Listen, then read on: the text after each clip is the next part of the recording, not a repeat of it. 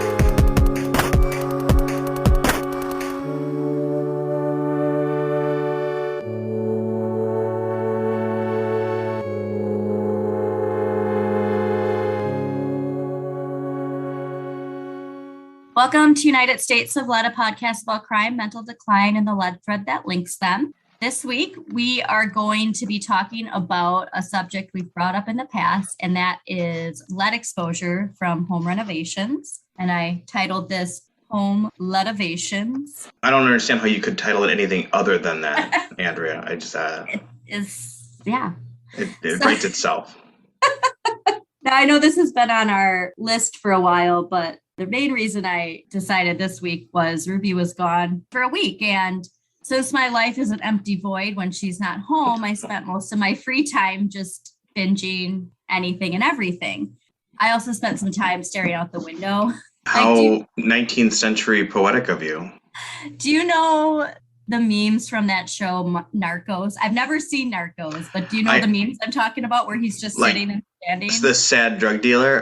Yes. Yeah. I was Pablo Escobar. It's sad Pablo Escobar. Oh. I'm not kidding you, Paul. There was a point where I was staring out the window in my room and I had my hands behind my back.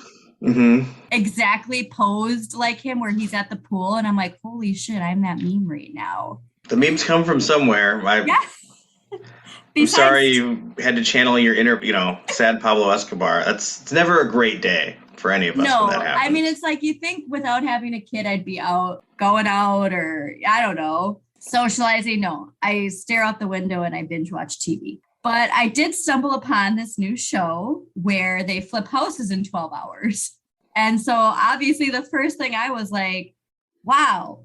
Nobody's wearing any protective gear. They have to flip it into inside and outside of a house in 12 hours. I want you to understand that I appreciate you speaking to me like I have no idea what you're talking about. However, I spent all yesterday watching this show. Yes. Do you remember what the name of it is? It's I know it has the girl from Orange is the New Black, but I can't think of the name. Yeah, everyone's like, I think I've seen you in something, but I can't remember what.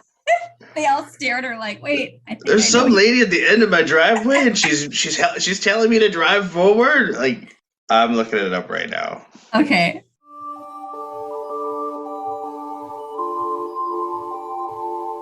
Instant dream house. Even in the name, this idea of an instant dream house is kind of ignoring all of the steps you should take to ensure a safe dream house.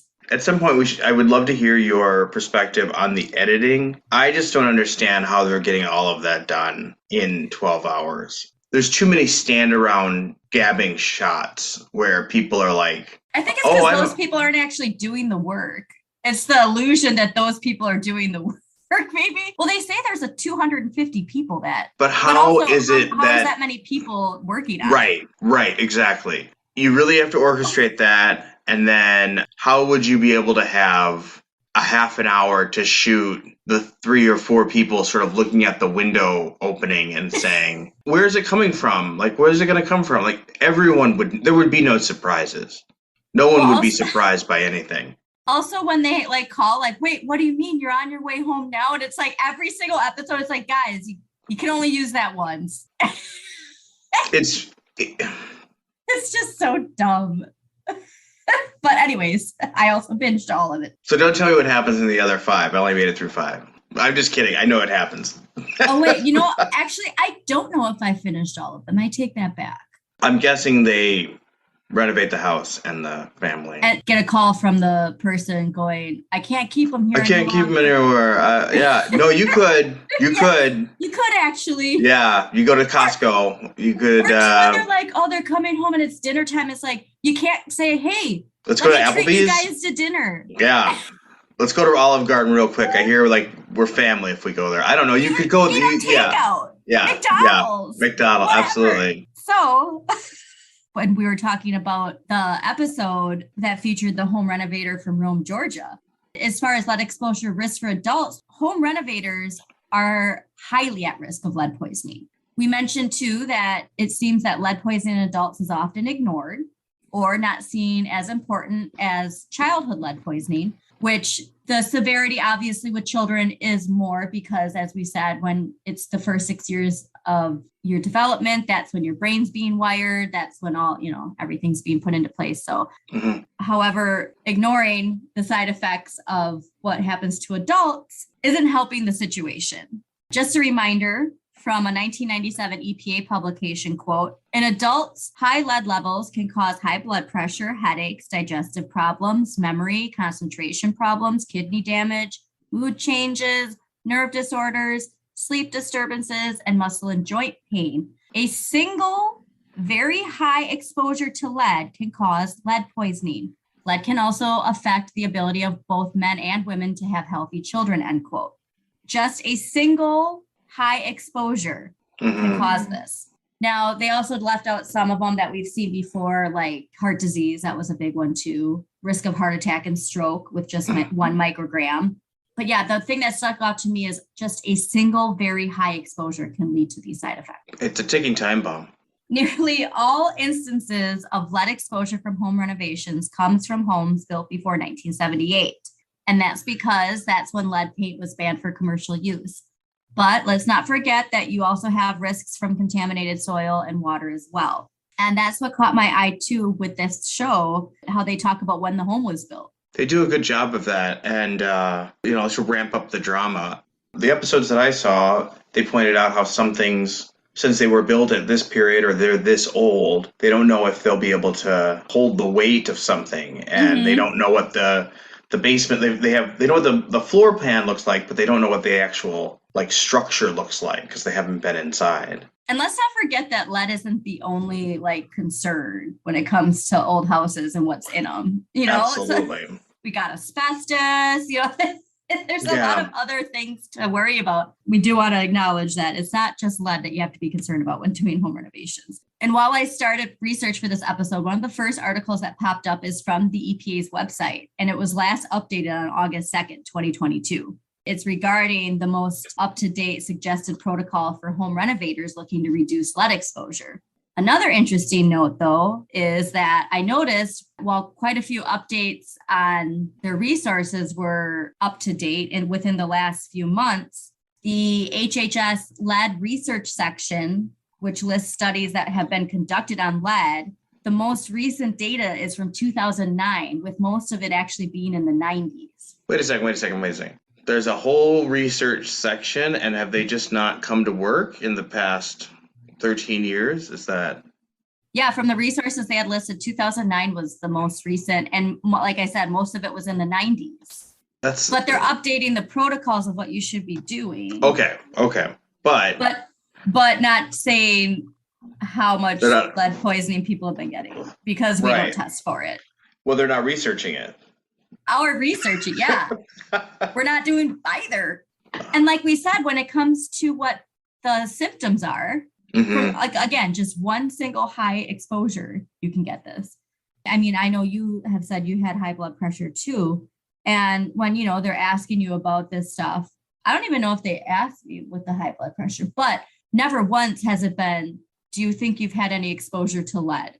No, I've never been asked that. The first suggestion the EPA has is to, quote, hire a lead safe certified contractor who is certified and trained in lead safe work practices, meaning a group of techniques to prevent lead exposure resulting from renovation and repair activities. And in fact, the RRP, which stands for renovation, repair, or painting, rule requires that contractors performing RRP projects in pre-1978 homes, childcare facilities, and preschools be lead safe certified, end quote. You know, because everybody has money to hire a contractor. Like that's their first is like, okay, hire this person who's going to cost more because they have these certifications. It's not really the appeal of this DIY home renovation media culture. I can't imagine a non-certified contractor turning down a gig either. Well, they do talk about that. Okay. And they do. So once you start that job, if there is anything found, it is on you. There are people who will reject a job because they know the risks of them accepting it. Sure. Okay. And the EPA goes on to say, quote, generally speaking, the RRP rule does not apply to homeowners doing RRP projects in their own home. However, it does apply if you rent all or part of your home, operate a child care center in your home, or if you buy, renovate, and sell homes for profit, such as flipping houses. If you decide to do the work yourself, make sure to use lead-safe work practices for do-it-yourself home renovation projects to protect you and your family, end quote. So I'm assuming this means that the homes being used on these shows are being tested for lead and show no signs of it before starting, right? Or they're all before 1978. Is that consistent with what we're learning today? Is that? Well, the thing is a lot of those homes are built before 1978. At 100%. There's no way that they're post 1978. I don't even know if any of the homes that I saw on that show were post 1978. I mean, how long do these tests take? How would they even have time to go in there and test for it when they only have this 12 hours and they're always crunched for time? Yeah. And with this being such a vital step to the renovation process, why is it nowhere in any of these reality TV shows? Why is there not like a disclaimer at the end, like, hi, if you're thinking of doing this on your own, make sure you follow these crucial steps. There's nowhere in there. And I was talking to my mom about it. I'm like, at the end where they show the quick credits that just come in, there might be this one disclaimer in there that you just don't see because it's like they just need to have it in there. The tiny quick credits. Yeah. Like in how films, like no matter what it always says, none of these events depicted are based on real events, how that's like a disclaimer that has to be in every movie, even if it is based on real events. Mm-hmm. But when it's such a vital thing and the EPA is saying how crucial this is to doing these type of projects, that we just ignore that with this entertainment, the supposed reality TV. That's a really fantastic question. Does it break out of what the producers think the audience wants to see? Do you think that's it? Yeah, I'm just saying why they're allowed to, regardless of what it does for their entertainment value, why they can cut out these important steps when, again, people are watching these shows. And it's not just the ones that do these quick flips. It's all of them. It's all of them. No, that's such a great perspective. Like, why isn't that just folded in? It could literally be a 15-second blip. Yes. But it's not folded in. It's just this high fantasy. It's not even acknowledged. It's not, yeah. It's not even acknowledged. And we're just doing this and we're getting a window from a helicopter. Oh, yeah. Yeah. And so the majority of it's from dust. So that's a big one. And that's the thing, too, that people don't get is, especially when you do have a home that has been renovated and you don't follow the proper protocol, that dust just doesn't go away on its own. And cleaning, just doing surface cleaning isn't getting rid of it. It stays if you don't get rid of it properly, especially, too, with carpet. Like pulling up carpet is a big one that I didn't realize.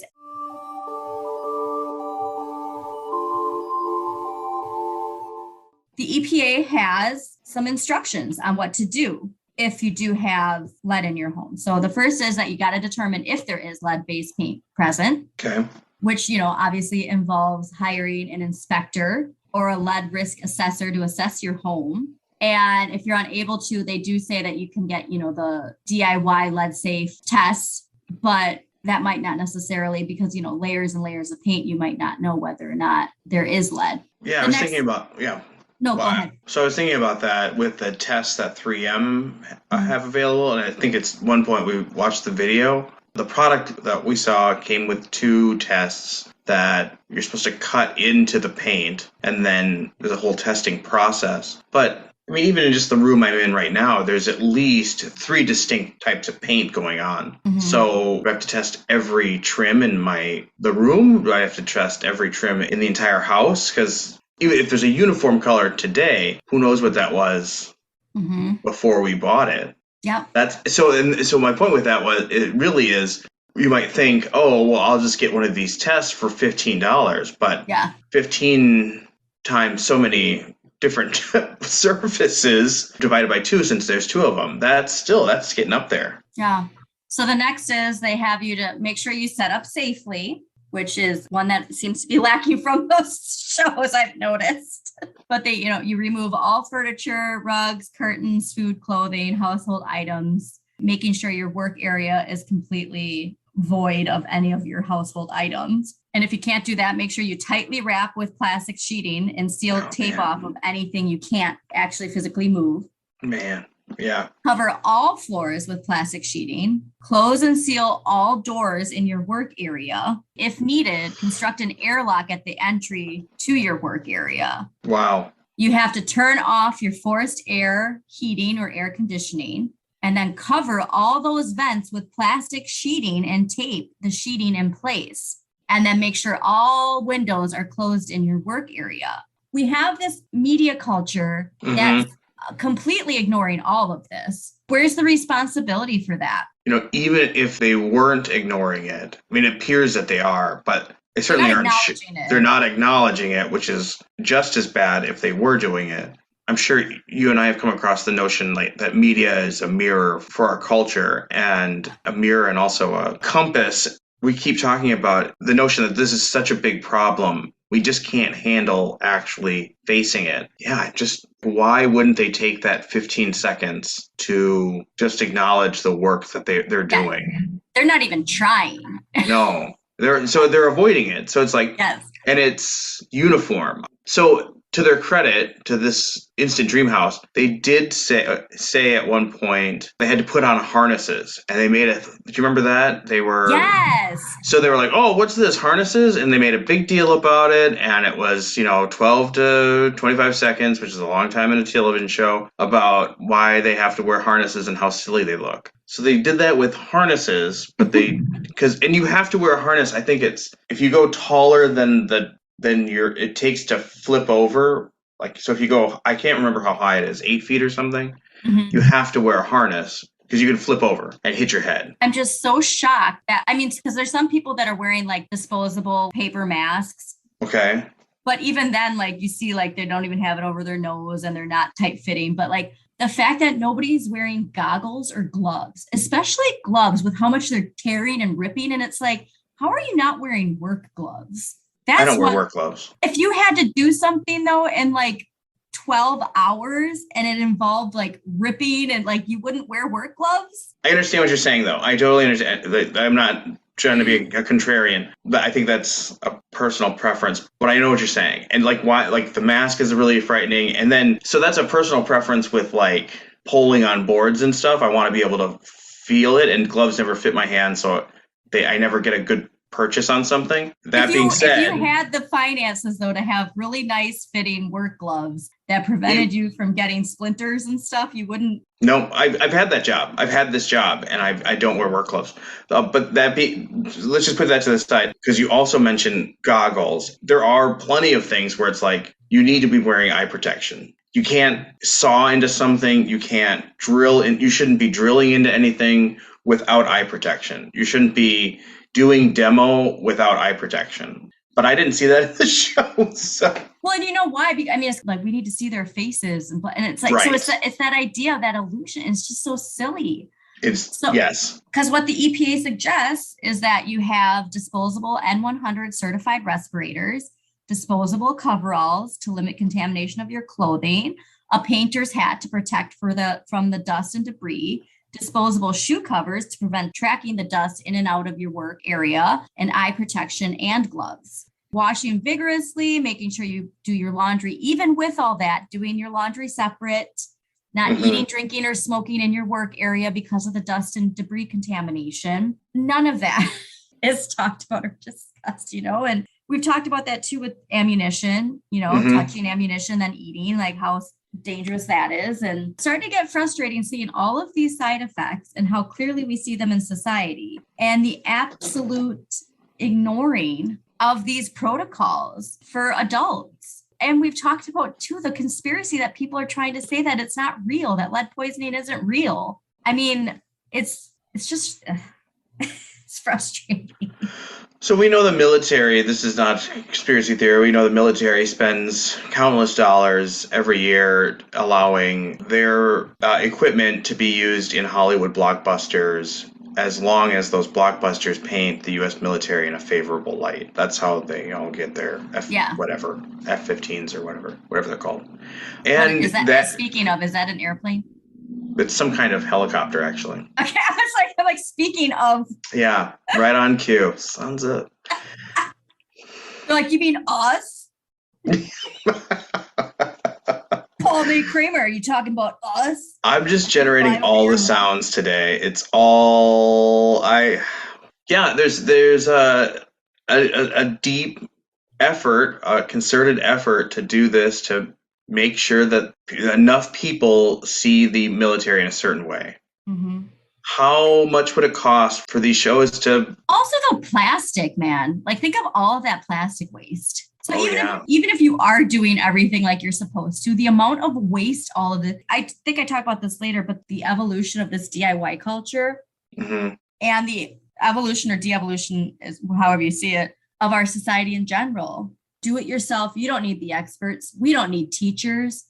We don't, you know what I mean? Like, we don't need these professionals. You just do it yourself. You just know from experience. And it's like with this, how much you're not only exposing yourself, but your family to constant lead exposure.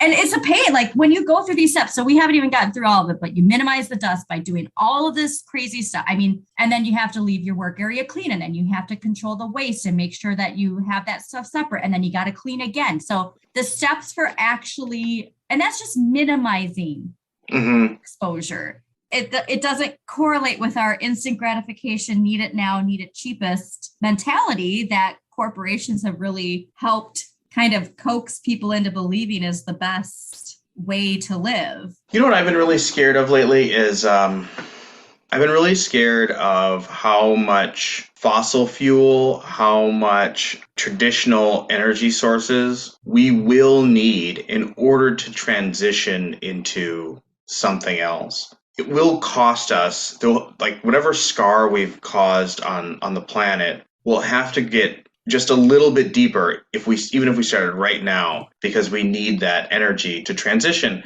And you're pointing out such an interesting thing with this plastic. Oh yeah, plastic is totally disposable, and we can make it forever, and it's so frightening. And it's also so piecemeal. And this note, like, for each of these jobs, we could just throw down yards and yards and yards of plastic for each of these things and then just throw it away. And as opposed to having a focused and concerted effort to be rid of something, to use this resource intelligently and strategically in order to not have to use it again. That's just really frightening to me right now. We're just nowhere near that. Nowhere near that.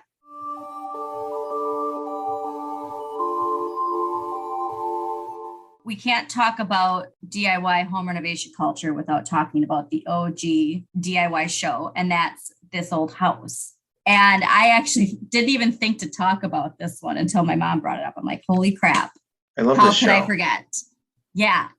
So This Old House began chronicling home renovations in 1979. Interesting. Yep, just 1 year after lead paint was banned from commercial use. And it is most arguably has helped create the DIY nation that we live in. I remember my mom watching this a lot when I was younger, and she actually was a DIY renovator of old furniture, also really good at it, I must note. But I know that the basis of this show was professionals coming to your home to help you with your projects. and the homeowners helping, but with the guidance of professionals showing them and telling them what to do. Right. And also it was about taking your time, like doing the project well, obviously doing it efficiently, but that what the focus was on, because it was obviously on PBS, education while being entertained. And I can't remember if lead paint was ever discussed on the show. I mean, I remember my mom watching it, but obviously I kind of zoned out, like I was really super engaged as a child into what was happening. But I feel like they probably did. So I did a Google search, and they do have a YouTube channel with a video on how to remove lead paint from your home. And also another video I saw where an expert's discussing the process. So they're at least acknowledging it. Sure. But there's also an article on their website that says, quote, lead paint is harmless when left undisturbed, as long as the old paint is well adhered, end quote. I think that might be word for word from a website that we've seen. Yes. Adhered. Just don't touch it. It was the same with the soil one. Just as long as you don't touch that soil, it won't be harmful. Just don't touch it, even though you want to plant your garden there. Yeah. Wow. Yeah. So the problem is that keeping lead isn't helping anyone. Mm-hmm. They suggest like you paint over it with this latex paint, and as long as it's not chipping, as long as you can keep it contained, you should be fine. Oh my God. As long as you bring Dad his steak like this and be quiet oh my God, that's so abusive. And as we've seen, lead literacy isn't the greatest when it comes to us getting the lead out. It's not going to go away if we don't remove it.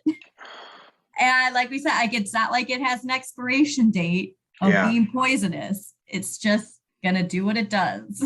All of this culture is about like, just tear that wall down and you know what I mean? And get in there and not wearing any of the protective gear and not sectioning things off with plastic. And from that home renovator in Rome, Georgia, I can't imagine she was doing all of this. You know what I mean? Especially with not having finances. That's the other thing too, is this stuff's expensive and that it falls on us to do it ourselves, to hire these contractors.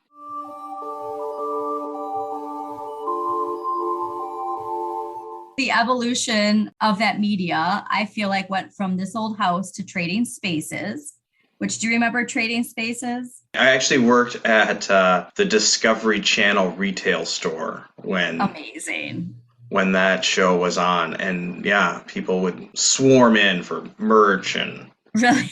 It was about getting it done quick, but it was about, helping your neighbors, like people swap but you're also part of it, like with This Old House. So there was still that connection of like there being some sort of guidance, even though, again, they did not wear any masks or protective gear. You know what I mean? Like that was all still that illusion. And you're pointing something really interesting out, and that is there was a American Idol factor that sort of wove its way into the show, which was the fails. Like the families would come back and they'd be like, I can't stand this. I love those ones. I can't. Of course you do, because they started with this kind of This Old House mold, and then instead of Bob Vila and Tom Silva walking us through wearing goggles too, wearing goggles and like talking about the difference between a ball peen and framing hammer and why you'd use one for one and not the other. So instead of doing that, they're moving into these stories of human drama that just happen to be. Yes. That's just super interesting. Yeah. And this thread. God, Genevieve always had the worst taste. Oh, sure. Yes. God, I feel like hers were always the like jaw drop. I can't believe you did this to my house. But anyways, so we had that. So we went from, okay, we have experts like following some sort, protective guidance while doing the home. And then we go to the experts. You're still helping with these experts, but it's more lax like entertainment value. We're kind of going away from the education part of it. And then we get to Extreme Makeover Home Edition. And that's where they tie in those emotional stories of helping those in need. Mm-hmm. And it's less about the DIY part of you doing it and more just the emotional fulfillment part. Which we still see a thread to other programs. It's about wish fulfillment more than it is learning a craft. And the worst part about this evolution is who's most at risk of lead exposure? Right. It's the people who do not have the financial means, who live in housing that is cheap, and it's cheap because it doesn't have all of the proper things that it should have. So showing these renovations without any acknowledgement of the lead exposure risks involved in these DIY projects is so dangerous, because the people who are going to most likely, I shouldn't say most likely, because it doesn't matter what your bracket is when you're watching the shows. The people who are most at risk are the people that these shows are supposedly helping with these one-off home renovations. And then these people are going like, oh, okay, well, let's do this ourselves, not adhering to any protocols because you're not seeing it. Acknowledging that the wealth gap has never been wider. And we can explore this in another episode, but this is falling on both low income and middle class America, not equally, but excessively in different ways.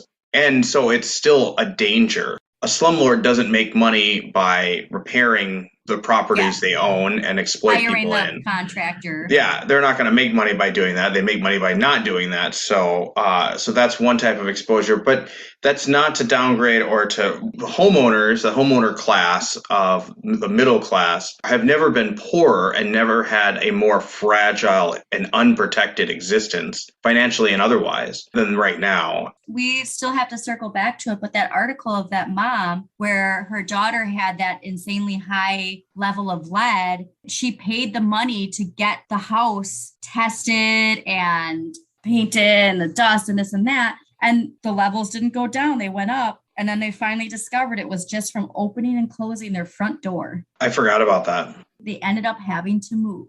And it falls on them. It was on her to get all this stuff figured out.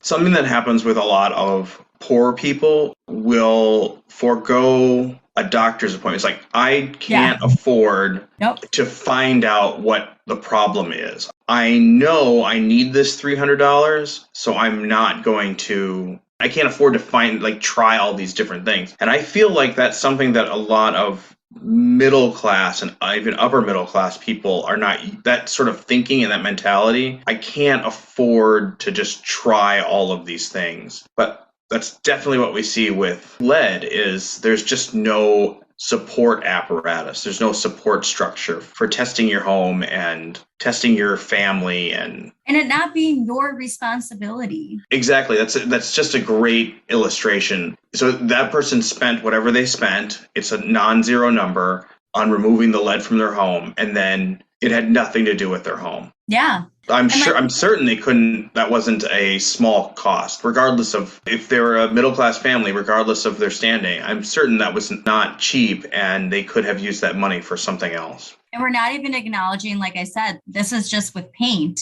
Yeah. We're not even acknowledging then the soil getting contaminated from it and the water being contaminated. Pipes, yeah, absolutely. That show too, because like they got the whole yard. So if there is, think right, about that. If there's lead in there, because they're doing it like around the house and they're just moving all that soil around. And we haven't that just blew my mind. Yeah. I know. I didn't even think of that. I didn't even think of that. See, so that means I don't even think they're thinking of it too. So did they call 811 before they dug? So I didn't Google this, but I do wonder if any of the families who have been on any of these shows, if they have had elevated lead levels. That would be interesting. Okay, so that's a whole new can of worms. I have seen that more than one of these shows is just a nightmare where they've come in and they've done really, really shoddy work in order to come in under budget and then come in on time to meet production schedules. And then, it's the families have had to spend more than they would have. I feel like I remember my mom saying, especially with that Extreme One makeover. I think that's the chief offender. The problem also that then the value of their home when it's assessed goes up and then the families can't afford to pay the taxes. That happens a lot with TV shows, just period. Like apparently if you're on The Price is Right and you win a car, it's just a bad year for you. Really? Yeah, you need to take the cash option because then they can take the taxes out right there and they'll write you a check for like $6,000. Yeah. Even though the car was $24,000. But interesting. Yeah, if you get the car, you're also going to get like a $8,000 bill or something crazy.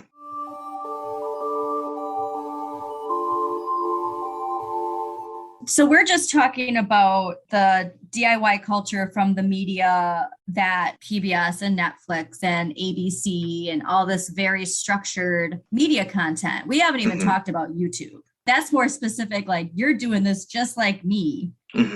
And like, I know my mom, she's obsessed with that van living, and she talks about like with them talking about the batteries they use. And that's one of the other big risks of lead exposure in adults is people who handle and manufacture batteries. And these batteries that these people are using, there's no discussion of it. It's all just, just do it and ignore the risks. We've been talking about this notion of like high fantasy or like this fantasy world where these things can just occur.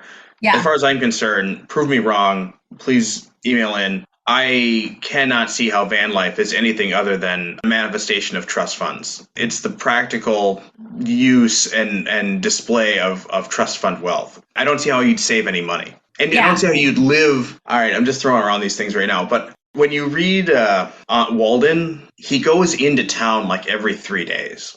It's not living in nature. It's like, oh, I did this, and then ran into town to collect this, and this, and this, and this, and then ran into town to trade this. He's not living in nature. He's just living off his wealth. And I'm seeing the same thing with this van life. It's like, no, that shelf is really cool, but those vans also cost a house. So it's that idea, like, I can't afford a house, so I'll get this van. It's like, no, but that van costs the same as a house. Right. So you still need to be in that sector of society that can afford to buy a house. And then repairs, and then gas. And then you have this sparse van, you have this minimalist lifestyle, but like, or did you just minimalist? Did you just throw away your high school yearbook? I don't think so. I know you did not. Like, it's stored somewhere, which is not cheap, or it's your family's someone in your family's home. Anyway. Yeah. And so this is just the people who, like, this is produced, structured media, right? Yeah. And that's just the surface. Because like I said, then there's YouTube, where they're showing these demolition. But like, that's the thing is like, so this is from the guidance of quote experts on these shows with no actual expert guidance of what you should be doing. All just for the entertainment sake of it and not about the accountability or responsibility aspect of it. That's so interesting. I have to tell you, I've made a lot of money off YouTube doing just this. When I was a handy person in school and a little bit after, someone would ask me, I'd be on someplace to paint or on someplace to make a shelf or something, and someone would ask me, oh, do you do this? And I would say, yes, I do. And then I would YouTube it. Yeah. I would just watch a bunch of YouTube videos and then go for it. And then suddenly I'm a tile setter. Suddenly I'm doing light electrical. I never once thought of lead exposure. Yeah, why would you? Because it's not talked about. Or if it is, it's this very idea of like, well, it's not that big of a deal. Right. Either pretending it's not there or covering it up, literally covering it up and ignoring it and leaving it for the next person who buys your home. That's all we really have for this week, but really hope that people can start acknowledging this a little bit more. And I don't know what it would take to have shows acknowledge this. Like I said, especially when it's coming from the EPA and the HHS of how important this stuff is. But then you're just going to completely ignore these shows that are not acknowledging these risks at all. So if you are planning on doing any repairs or somebody who has and they have small children, these are questions that you should be asking. And like I said, there are people like, oh, you're just blowing it out of proportion. And all you have to do is all of this stuff that is affecting adults right now, high blood pressure, heart disease, violent mood swings. There is a lot of stuff that is clearly linked to side effects from lead exposure and lead poisoning that we're not acknowledging lead poisoning. Again, that's all the time we have. Thanks for tuning in, and we will talk to you next week. Thanks, everybody. Thank you for tuning in to United States of Lead, hosted by Andrea Elizabeth and Paul Kramer. Want to know more about this subject? Consider making a donation on Patreon, where you can unlock extended video episodes and bonus content like deep dives and exclusive interviews.